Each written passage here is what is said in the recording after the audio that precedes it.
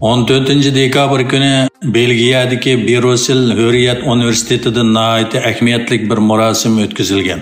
Bu marosimdagi faxriy doktorlik unvoni berilganlarning qatorida 2017 yilning oxiri Xitoy doiralari tomonidan tutqun qilinib, 2018 yil 12 oyda umrlik qamoq jazosi berilganligi ma'lum bo'lgan xalqaro tanilgan Uyg'ur folklorshunos professor Roila Davutmuba bo'lib, onunğa Uyghur folklori sohasidagi ilmiy xizmatlari uchun faxriy doktorlik unvoni berilgan.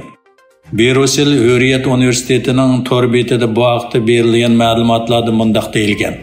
Universitetimiz o'zining uzun yillik an'anasiga asosan butun dunyo miqyosidagi ilm-fan, san'at va siyosiy ilm qatorliq sohalarda o'zlarining o'y-fikrlari, xizmati, ish-harakatlari orqali o'z davriga cho'nqur ta'sir ko'rsatgan shaxslarni taqdirlash yuzasidan ularga faxriy doktorlik unvonini taqdim qildik.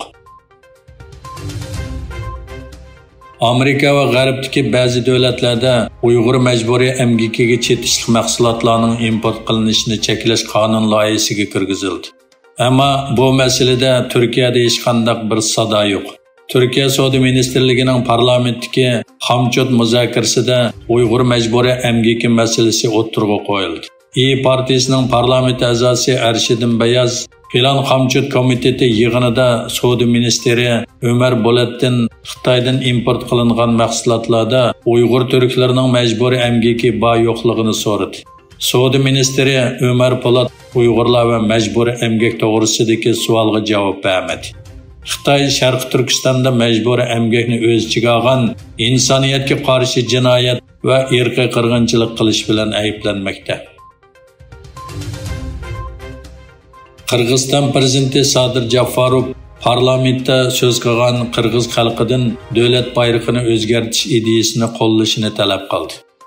Jafarov so'zida Nursulton Nazarboyev poytaxtini Ostonaga ko'chirishni o'tirg'a qo'yganda nurg'un Qozog'iston parlament a'zolari buningga qarshi chiqdi. U ulardan tug'ilgan kuni sovg'asi sifatida qo'shilishni talab qildi. Hozir Ostonaning qanday bo'lib qolganligiga qarab, men poytaxtga chiqilmayman. Hech bo'lmaganda bayroqni o'zgartirishimni qo'llanglar. Biz rangini o'zgartmaymiz. Faqat ozroq tangshash ilib boramiz. Meni qo'llamsizlar, sizlarga rahmat dedi. Xalqaro saqchi tashkiloti Interpol tarafidan qizil rangli tutish buyrug'i chiqarilgan bir Xitoyni o'z ichiga olgan 2 kishi Istanbulda qo'lga olindi.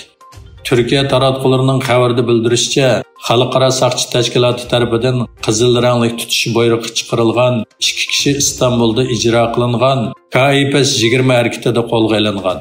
Türkiye İçki İşler Ministri Erli Yerlikay'ның bildirishicha, ularning biri Belgiyaning har qaysi joylarida zaharlik chekimlik tarqitishni tashkillaydigan Angliya fuqarosi Zakir Miya Muhammad ismli shaykisining katibishi bo'lib, yana biri Vyetnamda boshqalarni og'ir yaralandirish jinoyati bilan ayblanib, tutish buyrug'i chiqarilgan Chin Shufeng ismli Xitoy ekan.